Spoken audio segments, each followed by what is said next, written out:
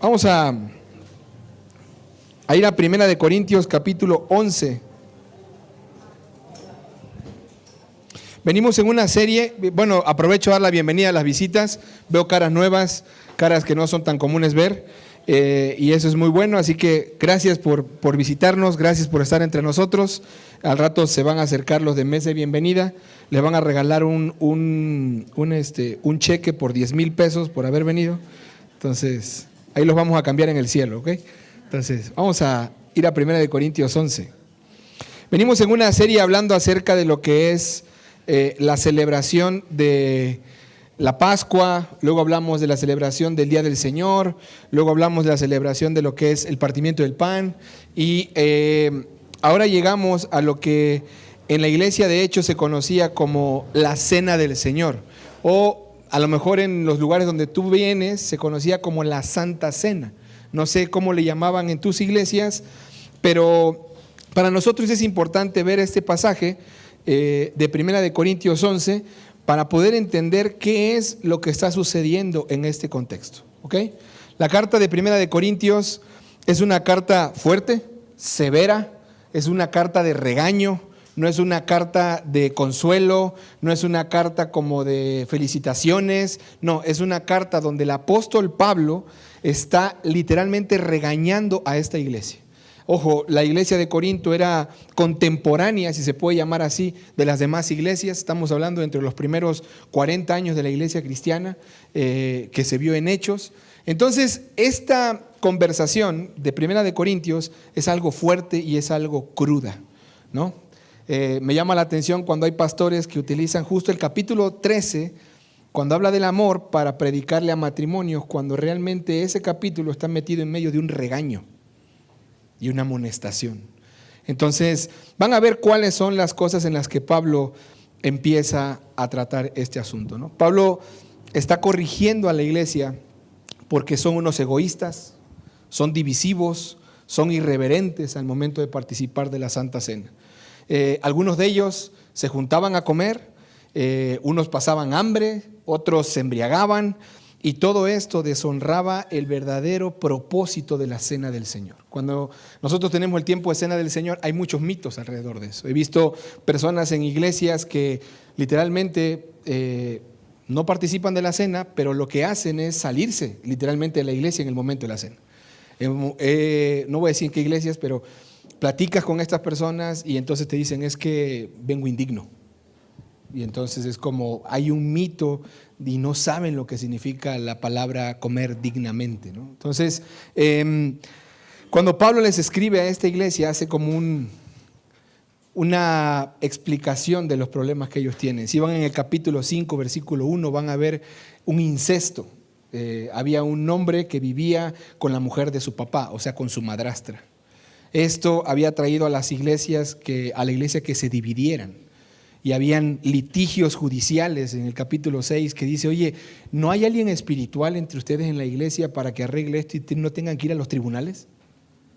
Porque si alguien juzga en un tribunal no tiene la mente de Cristo, y un creyente tiene la mente de Cristo para traer una solución a tu problema. Pero habían asuntos de inmoralidad, toca el tema del matrimonio y le dice, en algunos hasta lo usamos como amuleto de más vale casarse que estarse quemando, ¿no? Entonces Pablo lo está recomendando y no es así. Al rato lo van a ver los chavos que están en noviazgo, que eso no significa eso, pero hay un desorden también en cuanto al matrimonio. Pablo dice, yo te recomiendo algo, quédate como estás, no te cases. El soltero ocúpese de las cosas del Señor y el casado tiene una obligación, ocuparse de las cosas de su esposo o esposa. Y la carta aumenta al punto que llega en el capítulo 8 y dice, algunos están comiendo carne sacrificada a los ídolos, y habla, hay un abuso de la libertad cristiana y les dice, todo es lícito, mas no todo conviene, todo es lícito, mas yo no me dejaré dominar de nada de esto. Y utilizamos ese texto para muchas otras cosas menos para lo que es. Si todo te es permitido, no comas de esa carne si es por amor a tu hermano, ¿no? Entonces llega el punto en el que ven en el capítulo 12 cómo estos cuates tenían todos los dones espirituales. O sea, Corinto no era una iglesia común y corriente. Corinto era una iglesia sobrenatural. ¿Por qué lo digo esto? Imagínate que tenían al mejor defensor de la fe, Apolos. Aparte tenían al que había estado siendo criado y educado a los pies de Gamaliel, Pablo. Y aparte tenían a Pedro como predicador también y apóstol. O sea, estos decían, tenemos todo.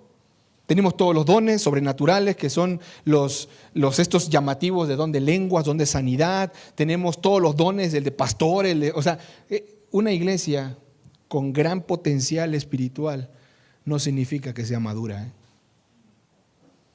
Y una iglesia que tenga todo esto y tú te estés congregando en ella no significa que tú vas a madurar. Porque tú no eres lo que son los líderes de la iglesia. Tú eres lo que tú eres delante de la presencia de Dios. Pero esta iglesia tenía mucho de esto. Así que esto pasa hasta en las mejores iglesias. Estaban mal. Y entonces Pablo detecta un problema. Él detecta, aquí hay divisiones. Y aquí hay una merma de la unidad. Y eso es todo contrario a lo que significa el Evangelio. Porque, ojo, tú puedes estar participando de la cena del Señor, tú puedes estar celebrando el Evangelio en la cena del Señor y vivir contrario a lo que significa el Evangelio. Eso es lo que le está diciendo Pablo a ellos. Ustedes se juntan para celebrar la unidad que hay en Cristo cuando ustedes viven de toda la manera contraria que pudiera haber. Así que vamos a leer el pasaje y luego te planteo los 3 puntos que tengo para esta mañana. Vamos a 1 Corintios 11, versículo 17. Pero al darles estas instrucciones no los alabo porque no se congregan para lo bueno, sino para lo malo. Pues en primer lugar oigo que cuando se reúnen como iglesia hay divisiones entre ustedes, y en parte lo creo. Porque es necesario que entre ustedes haya bandos, a fin de que se manifiesten entre ustedes los que son aprobados. Por tanto, cuando se reúnen, esto ya no es a comer la cena del Señor. Porque al comer, cada uno toma primero su propia cena y uno pasa hambre y otro se embriaga. ¿Qué? ¿No tienen casas para comer y beber? ¿O desprecian la iglesia de Dios y avergüenzan a los que nada tienen? ¿Qué les diré? ¿Los alabaré? En esto no los alabaré. Vamos a leer hasta aquí y vamos a ir leyendo poco a poco. Y te quiero contar una historia antes de comenzar. En el año 2007, como 2009, por ahí así, saqué una cita en el hospital, todavía existía San Alejandro, el que estaba de no sé cuántos pisos, porque yo tengo un problema en el ojo, entonces yo con este ojo no veo bien. Entonces si yo te veo así, veo puras manchas nada más. Entonces llego y me atiende uno de esos viejitos especialistas de la vieja escuela. Creo que Eric debe saber cómo es esto, porque hoy en día eres oculista, pero te dedicas como que a ciertas partes del ojo. Algunos ven la córnea, otros ven el iris, otros ven la parte blanca. No sé cómo le llaman a eso. La neta no soy oculista. Pero el punto es que este doctor, era un oculista de esos que tenían todo. Anteriormente le enseñaban todo el ojo, no nada más una parte, ¿no? Entonces me ponen la máquina esa, no en la que tú ves hacia el frente, sino es como un microscopio en el que te empiezan a ver el ojo. Y el viejito lo que hace cuando ve mi ojo, dice, quiero que vean esto. Y estaban los pasantes ahí, habían como 4 o 5 pasantes, y yo abajo sentado así, ¿no? Y les dice, ¿qué ven? Y pues los vatos así empezaban a hablar términos que yo no ubicaba, y yo así, pues están viendo un ojo, ¿no? O sea, ¿qué más pueden ver? Y de repente dice, no, pues vemos así y así. Y dice, ¿ya vieron las estrías? Y dije, desde allá se me ven las estrías. Entonces, dice, las que están abajo. Y los pasantes no ubicaban, ¿no? Y dice, lo que ustedes están viendo en este momento es una enfermedad que se llama queratocono. Y yo así, dije, ¿eso qué es, no? El queratocono es una enfermedad que en lugar de que la pupila sea oblicua, o sea, así, es como una punta de flecha. Entonces el ojo se va secando de atrás hacia adelante y el ojo se va haciendo como una pasa y empiezas a ver cada vez más distorsionado, tanto arriba como abajo. Eso es lo que yo tengo en el grado 3 en este ojo y en el otro en el grado 2. Entonces el doctor los regañó, el doctor ya ve cómo son los especialistas y cómo tratan a los pasantes. Pero algo que él dijo fue, ¿ya vieron cuál es el problema? ese ojo se está secando. Y entonces él detecta un problema, pero yo estoy abajo, a mí me está revisando el ojo. Y yo pensando, ¿y cuál es la solución? ¿Cómo se corrige? ¿Tengo que usar lentes? Hay un lente que es de vidrio, que yo por desidia no me lo he puesto, pero ese lente lo que hace, lo meten en directo en la córnea, en la pupila, perdón, y hace que vuelva a recuperar la forma. No tengo ni idea dónde lo ponen, no tengo nada de idea en cuanto a eso y lo he dejado pasar. Pero yo le pregunto al doctor, ¿cuál es la corrección? Pues tienes que meter ese lente. Y luego le digo, ok, ¿y después qué sigue? ¿Eso es cura o qué? Me dice, no, ya no hay retroceso, vas a perder el ojo. En un futuro tu ojo se va a secar y vas a dejar de ver. Entonces la única solución es un trasplante de córnea. Pero pues es el año de hoy, me escribí en una lista en el seguro y no me han hablado. Entonces tengo que esperar a que alguien me trasplante una córnea. Pero eso es complicado porque tengo que ser compatible con el que tiene ese órgano y luego de que yo sea compatible tengo que pasar una serie de procesos. Okay. Entonces, después de ver esta clase de medicina, aquí se diagnosticó un problema. Y ahora Pablo, como ese doctor citó a los pasantes y les dijo, ¿qué ven? Pablo está hablando con la iglesia y dice, ¿sí están viendo lo que está pasando? ¿Cuál es el conflicto?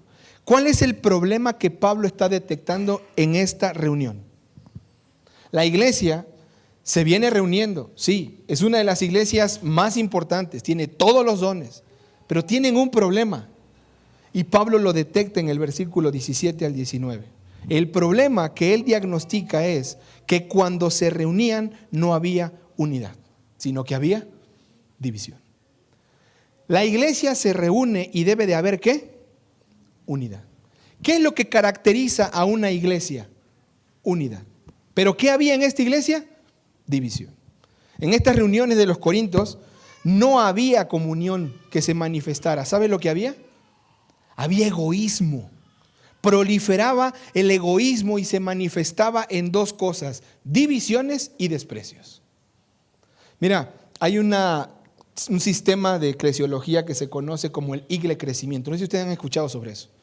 El Igle Crecimiento tiene una parte que es segmentar la iglesia para un cierto grupo de personas. Si los jóvenes quieren tener una iglesia de jóvenes, hay que hacer una iglesia joven. Si la gente quiere tener una iglesia de ricos, hay que hacer una iglesia de ricos. Si la gente quiere tener una iglesia de pobres, hay que hacer una iglesia de pobres. Entonces, segmentan. Esto no es bíblico. Porque la Biblia nos dice que como iglesia debemos de ser intergeneracionales, o sea, de diferentes generaciones, pero también intersociales, o sea, de diferentes clases y razas sociales. Entonces, aquí ellos tenían un problema. Había una división. ¿Cuál era? Ricos con pobres. Lo ven ustedes en el versículo 20. Por tanto, cuando se reúnen, ya no es para comer la cena del Señor. Porque al comer, cada uno toma primero ¿qué? Digo, a mí me han dicho esto de primero tus dientes y luego tus parientes, ¿no? Pero aquí no está hablando de eso. Aquí está hablando de que esta gente que era rica llevaba su vino, porque tomaban vino, y llevaba su comida. Imagínate qué come y qué bebe un rico. Eso es lo que llevaba a la cena. Y entonces el pobre llegaba a la cena con ¿qué? ¿Qué come y qué bebe? Pues algo de más baja calidad. Entonces, ¿qué hacía el rico? Ponía su cena, pero agarraba su cena. No la compartía. Y todavía ponía su vino y se embriagaba con él. No lo compartía. Es algo muy parecido a lo que nos pasa a nosotros los días viernes de noche de alabanza, ¿no? Hermanos, traigan algo para compartir. Y hablo de día viernes porque en los miércoles en las iglesias en casa, esta semana comí el caldo de oso. Así que el que no lo ha comido, solamente se da en los lugares exóticos de la colonia Jardines. Así que, y los prepara el chefcito Toño. Así que el que quiera puede ir a la iglesia en casa y van a ver. Pero si una iglesia en casa yo he estado y que comen a lo bárbaro, ¿sabes cuál es? ¿Dónde está el hermano Daniel? Si estuvo en una iglesia, había un chorro de comida. Si estuvo en otra, había un chorro de comida. Y ahora está en Jardines y hay un montón de comida. Les prometo, o sea, el día que fui el miércoles, visité ahí un taco de chicharrón con salsa de habanero. taco de mole. Aparte habían, no sé qué otras cosas porque ya no comí lo demás, pero la mesa estaba repleta de comida. Así de ese vuelo. Van a nuestra iglesia en casa, 2 platillos y ya. En serio, yo doy gracias a Dios por la vida de la hermana Rocío porque lleva comida dietética. Entonces ahora ya como de esa porque digo, ya tanto. Pero familia, imagínate el día viernes, noche de adoración y alabanza. Trae algo para compartir. Viene el rico o el sangrón, no sé cómo llamarle, y trae su carne árabe de Arabia, no de la oriental, o sea, una cosa y pone los 2 kilos ahí, ¿no? Pero de inmediato ve que luego vino tal hermano que vive por la colonia Resurrección y de repente trae papas con longaniza de esa de soya. Entonces, ¿qué es lo que hace? El inmaduro viene, está cantando, pero ya está se van a acabar la carne. Y entonces le dice a su familia, terminando la noche de alabanza, te rajas para atrás y agarras la comida de nosotros. Y los demás, el que trajo su papa con longaniza, está volteando a ver y dice, ¿a qué sabrá esa carne? Era algo parecido. Digo, eso no pasa aquí, nada más es un ejemplo. Pero eso es lo que estaba pasando en Corinto. Familia, esto es manifestado porque primero hay una división en las personas. Familia, las divisiones son dañinas. Las divisiones no pueden ser toleradas por 3 razones. Son una evidencia de rebeldía al mandato divino de amarnos unos a otros. Son una resistencia al poder del Espíritu Santo que me lleva a amar lo que Dios ama a su iglesia, a mis hermanos. Y son un rechazo a la familia que Dios me ha dado y a la cual yo pertenezco por la gracia de Dios y el Espíritu Santo me injertó. Familia, todos los que estamos aquí a los pies de la cruz somos iguales. No importa la colonia de donde vengas, no importa el auto que tengas, no importa el grado que tengas, no importa el trabajo que tengas, no importa lo que sea, todos somos iguales. Y en la iglesia de Corinto esto estaba siendo un problema. Los ricos estaban viendo feo. Santiago lo dice. ¿Qué hace el rico cuando llega? Al pobre lo pasan hacia atrás y al rico le dan los lugares de privilegio. ¿Qué hace el rico? Trata a los demás como él quiere ser tratado. ¿Qué hace el rico? Se enorgullece de que lo traten así. Pero la cruz nos colocó en un punto. No hay clase social. Aquí no es que yo tenga más. Aquí es que en Cristo soy más. Pero ¿qué pasa con ese hermano? Porque es bueno mencionarlo. ¿Qué pasa con ese hermano que causa divisiones como estas en la iglesia? Tito 3:10, si lo quieren leer conmigo. Pablo se toma el tiempo para decirle a Tito, porque estas cosas no estaban solamente en Corinto. Estas cosas están en todas las iglesias. En todas las iglesias que hay. Hay inmaduros. Familia, tienes que grabarte algo. Las divisiones son una clara señal de inmadurez, pero también son una clara señal de que en la soberanía y sabiduría de Dios son usadas para el bien de la iglesia. Porque Dios obra en una iglesia inmadura a través de las divisiones para distinguir a los que son creyentes de los que no lo son. A los que son maduros de los que son inmaduros. Y cuando hay situaciones como estas de división, Pablo le dice a Tito, tienes que hacer algo con ese que esté dividiendo. Mira lo que dice el 3:10. Al hombre que causa divisiones, después de la primera y la segunda amonestación, ¿qué haces? Recházalo, sabiendo que el tal es perverso y que está pecando, habiéndose condenado ¿a qué? A sí mismo. Ese era el contexto en el que ellos se encontraban. Era una iglesia inmadura, con divisiones por personas inmaduras. La cena del Señor no estaba contribuyendo a esa unidad. Si ve conmigo otra vez 1 Corintios 11. Y mira el versículo 20. Cuando se reúnen, ya no es para comer la cena del Señor. ¿Cuál era el propósito de la cena del Señor? Ojo, porque nosotros empezamos a hacer como, ay hijo, ya te dio gripe. ¿Ves lo que pasa por andar comiendo la cena del Señor indignamente? Salió embarazada, no puede comer la cena del Señor porque lo va a hacer indignamente. Y entonces estamos en otro terreno que Pablo ni está tocando como indigno. La cena del Señor, como dice aquí, se están reuniendo y ya no para comer, lo que significa, sino para celebrar su mismo egocentrismo. La cena del Señor debe contribuir a la unidad en la iglesia, pero aquí está poniendo de manifiesto la división que hay entre ellos. Prácticamente aquí hay un contraste entre la cena del Señor que Jesús instituye por medio de Pablo y la cena del Señor que ellos estaban celebrando. No compartían su cena con todos, no esperaban a los demás, sino que se embriagaban. No se estaban dando cuenta de que la misma manera en cómo estaban participando en la cena del Señor niega lo que el Señor hizo y lo que realmente simboliza. Ellos al participar de la cena decían a través de estos símbolos que formaban parte de un mismo cuerpo y con sus divisiones sociales estaban comunicando otra cosa. Estos ágapes o comidas de amor que se hacían en la iglesia tienen su eco de Hechos capítulo 4 versículo 32. Si quieres acompáñame por favor. Hechos 4:32. Quiero que veas cómo eran los ágapes, las reuniones de amor, cómo eran esas comidas que ellos celebraban al principio. Versículo 32. La congregación de los que creyeron eran de un ¿qué? De un corazón y un alma. Ninguno decía ser suyo lo que poseía, sino que todas las cosas eran de propiedad común.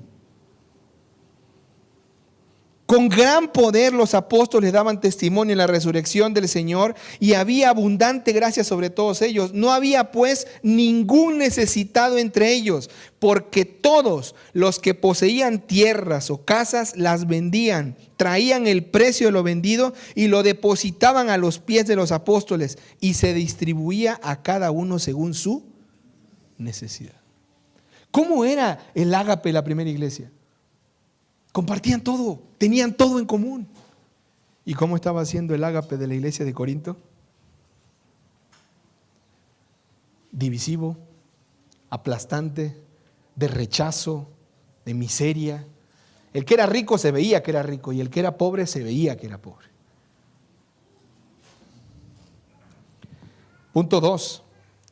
Detecta el conflicto, pero ahora aplica el correctivo. Cuando yo le dije al doctor, ¿qué tengo que hacer? Él me dijo, ponerte un ojo de vidrio o esperar un trasplante. Ese era el correctivo.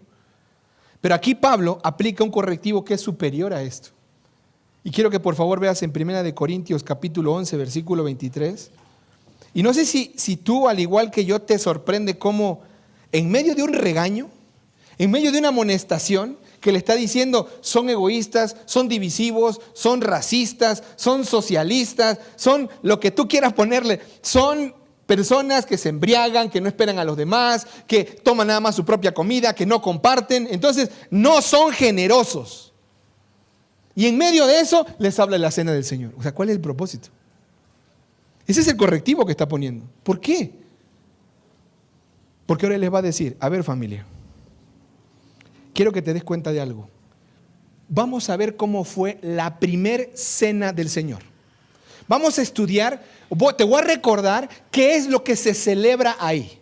¿Ok? Y entonces en el versículo 23 hasta el versículo 26 les cuenta la primera reunión. Porque yo recibí, estos son términos de maestros rabínicos, yo recibí y yo te doy. O sea, yo te instruyo algo. Dice, yo recibí del Señor lo mismo que les he enseñado. Que el Señor Jesús, la noche en que fue entregado, ¿qué hizo? Tomó pan. Después de dar gracias, lo partió y dijo, esto es mi cuerpo, que es para ustedes, hagan esto en memoria de mí. De la misma manera tomó también la copa, después de haber cenado, diciendo, esta copa es el nuevo pacto de mi sangre, hagan esto cuantas veces la beban en memoria de mí, porque todas las veces que coman este pan y beban esta copa, proclaman la muerte del Señor, ¿hasta qué? ¿Por qué Pablo toma esta porción? Corintios, quiero recordarles algo. La noche en que el Señor fue entregado. ¿Cuál es el contexto de esa noche? Les llevó a un suceso. ¿Cómo llegaron los discípulos a la cena, los que estuvieron en la representación de la Pascua? ¿Cómo venían? ¿Sucios? ¿De qué otra forma venían?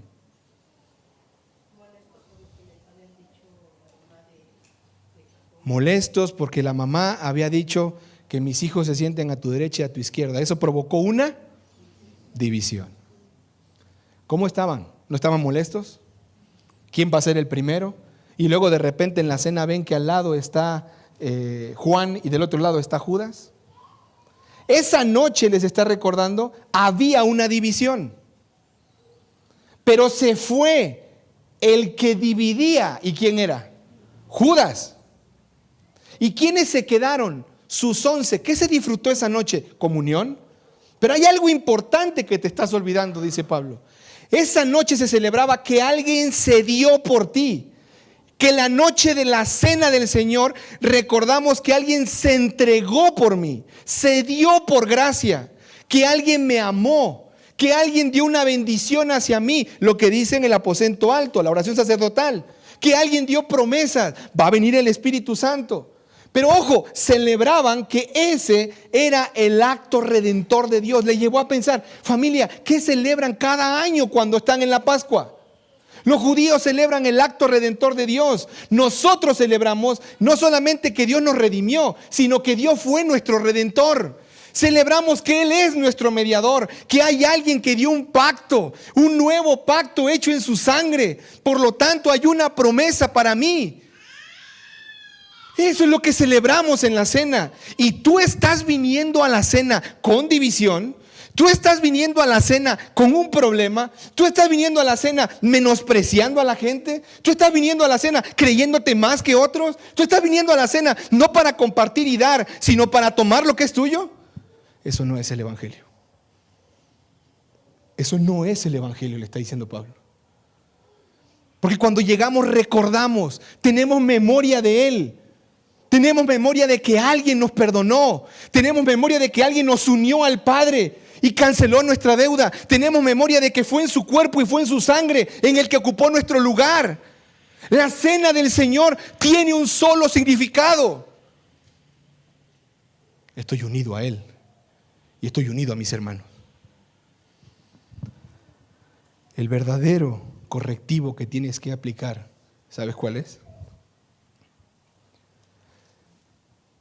Vuelve al corazón del evangelio. Porque el Señor dijo, en esto conocerán que son mis discípulos, en que tuvieran amor los unos por los otros. ¿Y cómo lo tengo que amar? De la misma manera que Dios te amó y dio a su Hijo unigénito para que si tú creías fueras salvo por Él y tuvieras vida eterna. ¿Cómo tienes que amar a tu familia? De la misma manera que Dios te amó. Tú estabas igual de perdido que el pobre, le dice al rico, pero Dios te unió y te dio salvación. ¿Te das cuenta de esto? Y entonces viene algo. Ahora viene el tercer punto. ¿Qué actitud Dios espera? Porque si detectamos un conflicto y después de ver el conflicto vemos el correctivo que se tiene que aplicar, ¿qué esperamos después de ver el conflicto y aplicamos el correctivo? Imagínate un gordo como yo, que va con el nutriólogo y le da su hoja de nutrición esa que nos dan. Y llega el mes, porque te citan al mes, y ahí está el Pedro que es nutriólogo. Y de repente, Pedro, ¿cómo te sientes cuando llega tu paciente y tú lo ves y pesaba 108 kilos el mes pasado y ahora pesa 116? Y ve tu dieta, la trae en su mano y te agarra y ¡pum!, te la avienta en el escritorio. No sirve tu dieta. Entonces, ¿qué hacen los nutriólogos? Por favor, tráeme de ahora en adelante vas a copiar todos los días que desayunaste, que comiste, que cenaste, que comiste entre comidas. Evalúas la actitud, lo que pasó, detectas el problema y dices, ¿sabes cuál es el punto? Que yo te mandé que te podías comer 3 tortillas. Pero 3 tortillas de máquina de bodega Horrera y tú te comes 3 tortillas de mano de la señora que vende en la esquina.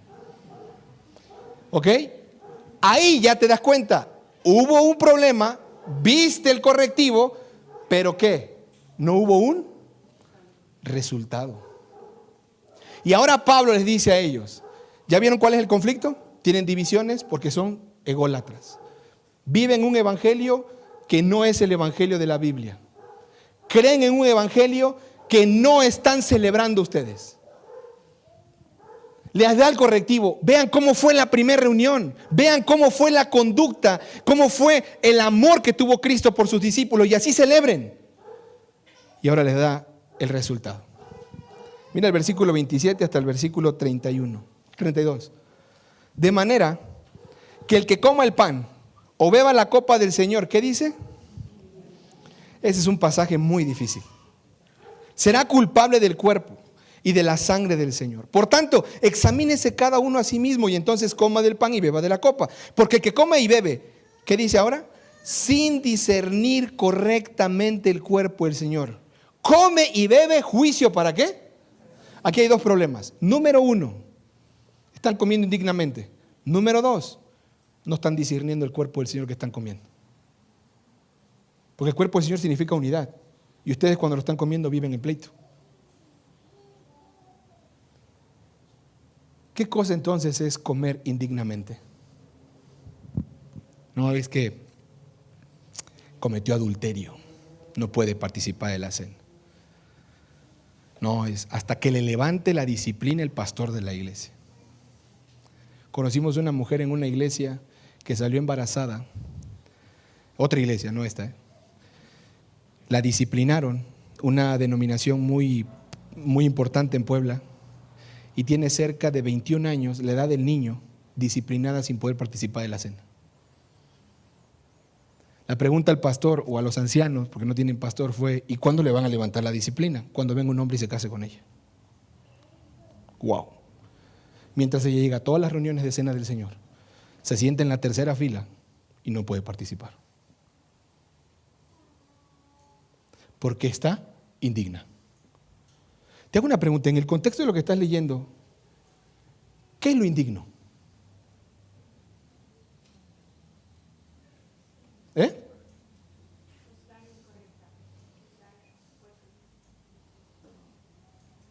¿Qué es lo indigno? Comer indignamente es participar del cuerpo de Cristo con egoísmo y con división. Es eso.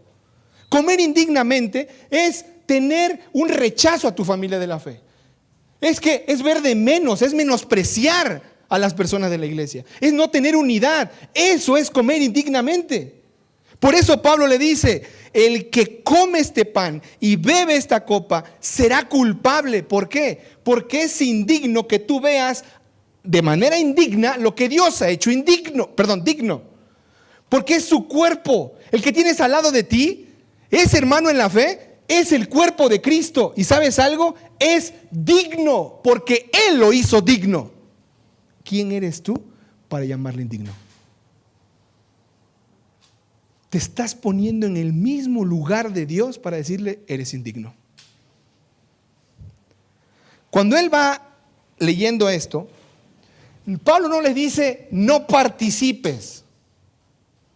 Les dice: si tienes pleitos, si tienes divisiones, si tienes egoísmo, si estás menospreciando, te quiero decir algo: estás participando indignamente. Y ojo, no estás discerniendo, no estás distinguiendo, no estás viendo bien lo que significa el cuerpo de Cristo, que significa unidad.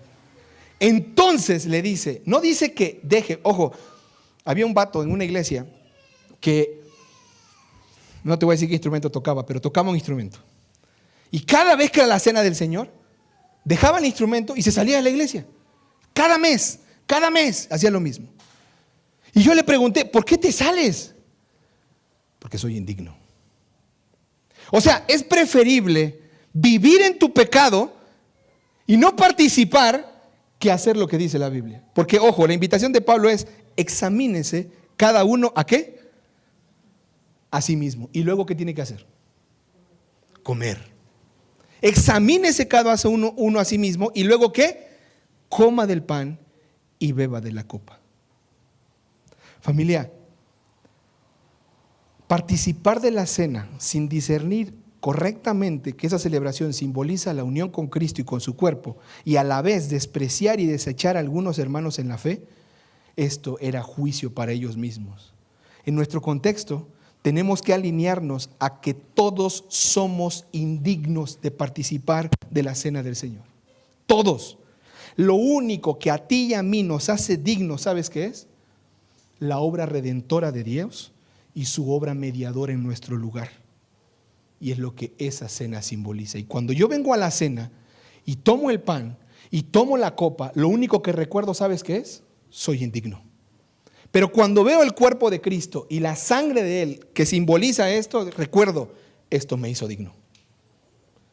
Y yo tengo que ver eso y examinarme a mí mismo. ¿Te acuerdas cuando dijo, tú eres un hipócrita? Tú ves la arcilla en el ojo de tu hermano y no ves la tremenda viga que tienes en ¿qué? En tu ojo. ¿Qué tienes que hacer? No sacarle a él la arcilla. ¿Cómo vas a poder ver su paja si tú tienes una bigota que te agarra el ojo? Lo que dice es, tú tienes que hacerte un examen propio, concienzudo, ver tu vida, examinarte. Y entonces, ¿qué hago?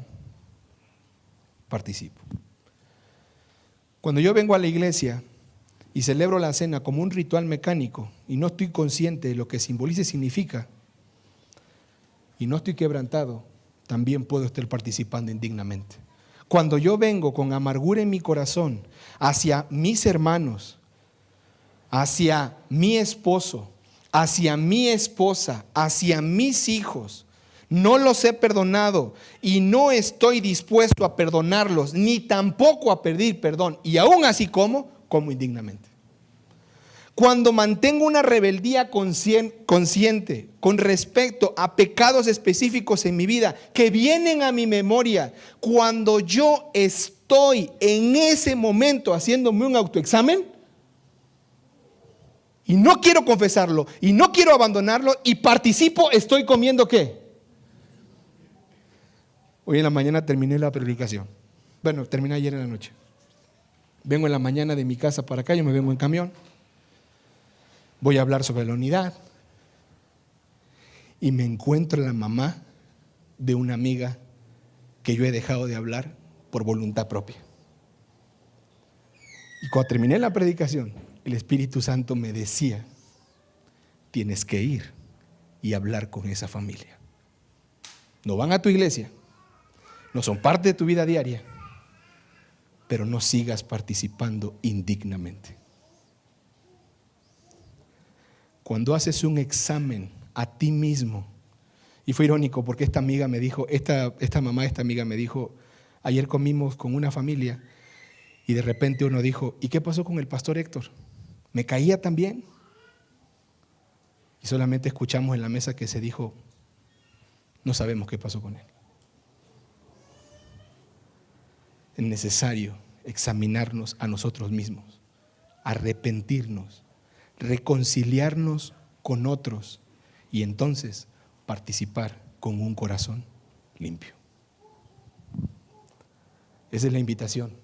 Examínate y van a salir dos cosas: que le pidas perdón a Dios, que le pidas perdón a otra persona y que tú perdones quizás al que te ha ofendido. Perdona nuestras ofensas, como también nosotros perdonamos ¿a quién? A los que nos ofenden. Pero aquí viene un pasaje que, como digo, aquí es donde la puerca tuerce el rabo. Porque entonces, ¿qué pasa con los que no hacen esto? Mira el versículo 31. 30. Por esta razón, hay muchos débiles y enfermos entre ¿qué? Y muchos. Mira, en algún momento una persona me hizo esta pregunta. ¿Verdad, pastor, que si alguien peca y se enferma, está manifestando que está viviendo en el pecado? Porque Pablo lo dice. Porque dice, hay muchos débiles ¿Y enfermos entre qué? ¿Y muchos? Entonces, ya te conté mi enfermedad del ojo y ahora tú vas a decir, chale, pastor, ¿qué pecaste? Me acuerdo cuando Cami tenía como 1 año y medio, 2 creo, no me acuerdo ya. Pero Cami tuvo una alergia que nos hizo ir mucho con una doctora que es, fíjate nada más las 3 especialidades. Pediatra, gastroenteróloga y no me acuerdo qué otra cosa tenía. El caso es que por cada especialidad pues son 500 varos, ¿no? En aquel tiempo. Y era que Cami vomitaba y ahí era ir hacia allá. Y un día que me acuerdo que iba en el carro, bien que me acuerdo, estábamos agarrando la autopista y yo volteé a ver a Nayeli y le dije, ¿quién pecó, tú o yo? Y Nayeli me volteó a ver así de, oye, ¿estás loco? Y yo, es que, ¿por qué se enferma cada rato? Seguramente tú o yo estamos pecando. Y ahorita vamos a confesar. Pablo, quiero ponerte en el contexto. Llegó una familia de Cloé, dice. Le trajeron informes de la iglesia. En este informe le dijeron, algunos están enfermos, algunos ya murieron. Pablo hiló el tema. Hay divisiones. Este que murió, como era el pastor de Corinto, Pablo también, sabía lo que estaba pasando.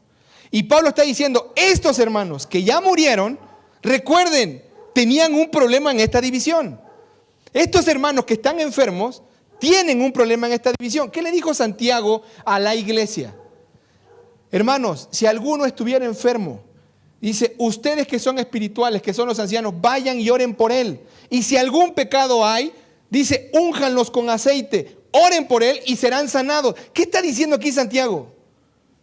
Aplica la medicina, porque el aceite se mezclaban las hojas y demás y se pone, no había penicilina. Pónganle el medicamento y oren por él, pero la clave está en ¿qué? Confiesa el pecado y puede ser sanado. Pero ojo, dense cuenta cómo somos rapidísimos para juzgar. En lugar de hacerte lo que dice el versículo anterior, un autoexamen concienzudo a ti mismo, en qué estoy mal, qué está pasando conmigo, estoy siendo egoísta, estoy siendo divisivo, estoy siendo irreverente, estoy siendo despreciado o estoy despreciando a gente, que en lugar de hacerte un examen a ti mismo, ¿qué es lo primero que hacemos?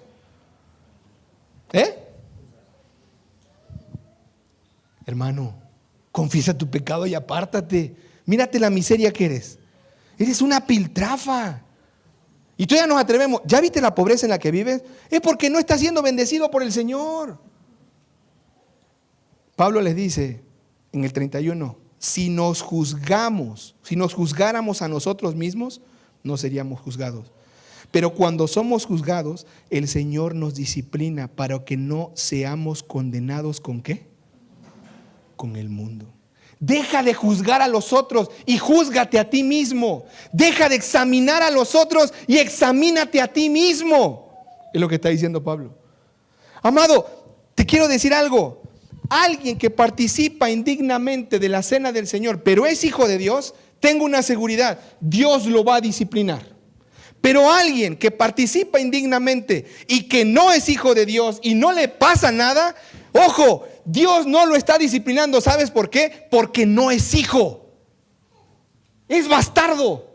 Lo dice como tal la Biblia. Dios al que ama disciplina. Hebreos 13. Y el que no recibe disciplina de Dios, ¿qué es? Bastardo. He visto gente en la iglesia que le hemos dicho, deja tu pecado, no lo quiere dejar y Dios interviene con la salud o con circunstancias y lo hace que confiese, deje y hoy está amando al Señor. ¿Por qué? Porque Él es el que disciplina. Pero no tengo que juzgar a los demás. No tengo que ver si la enfermedad que tiene es la causa de su pecado. No, tengo que ver mi vida y examinarme a mí mismo. Dios me está llamando, arrepiéntete, examínate, ven a mí, júzgate a ti, no juzgues a los demás. ¿Por qué? Porque cuando tú eres juzgado, el Señor te disciplina para que no seamos condenados con el mundo. Familia, termina. Así que hermanos, cuando se reúnen para comer, espérense unos a otros. Si alguien tiene hambre, pues coma en su casa, para que no se reúnan para juicio. Los demás asuntos los voy a tratar cuando yo vaya. Por eso sé que comer de la cena del Señor indignamente tiene que ver con la división en la comida, no con otra cosa. Porque esa es la solución que Pablo está dando. Te quiero hacer una pregunta. En el examen que tú estás haciendo en tu vida y lo que el Espíritu te está hablando, ¿qué te impide hacerlo? Quiero que veas el Salmo capítulo 130.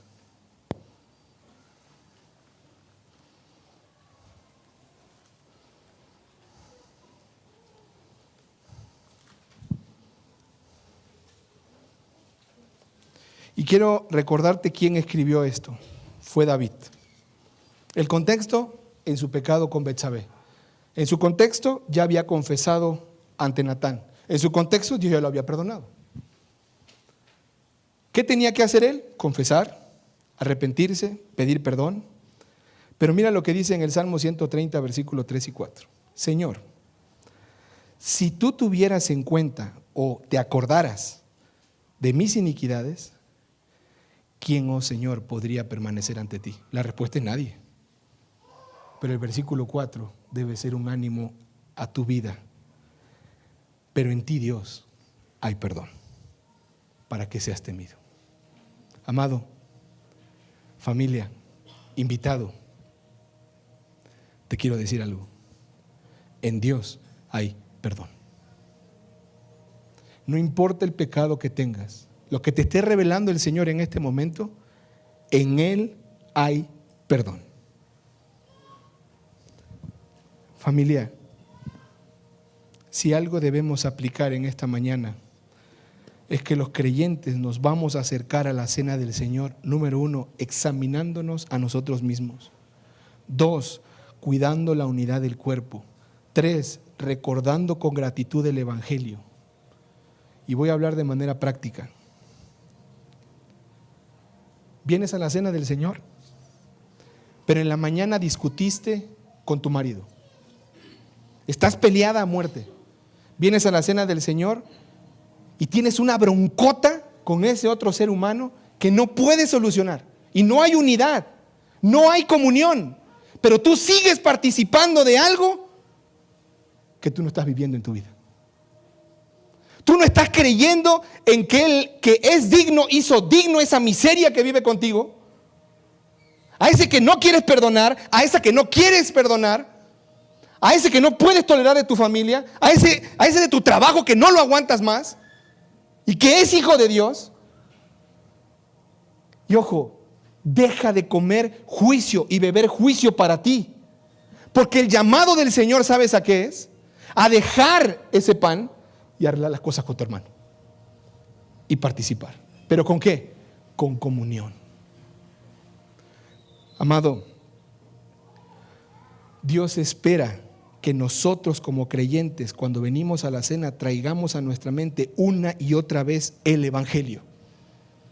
Él se dio, Él se entregó, Él me amó, Él me perdonó. ¿Quién soy yo para no darme y entregarme y perdonar a la otra persona? ¿Quién soy yo para no humillarme y ir y pedir perdón a la otra persona?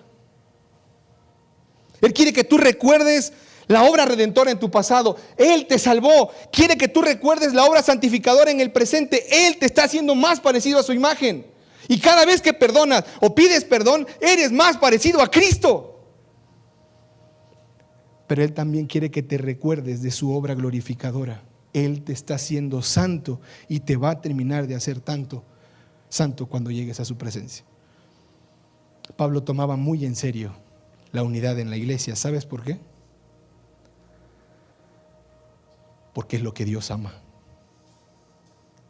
Y si se entregó por ella y la hizo santa y la hizo digna para presentarla santa y gloriosa ante la presencia del Padre, quiere decir que mi llamado como hijo de Dios es amar lo que Dios ama a su iglesia, sean pobres o sean ricos.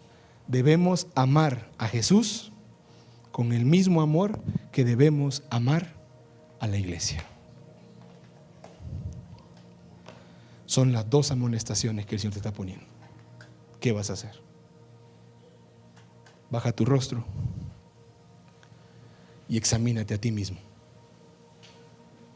Examínate y considera y evalúa qué es lo que tienes que dejar, qué es lo que tienes que confesar.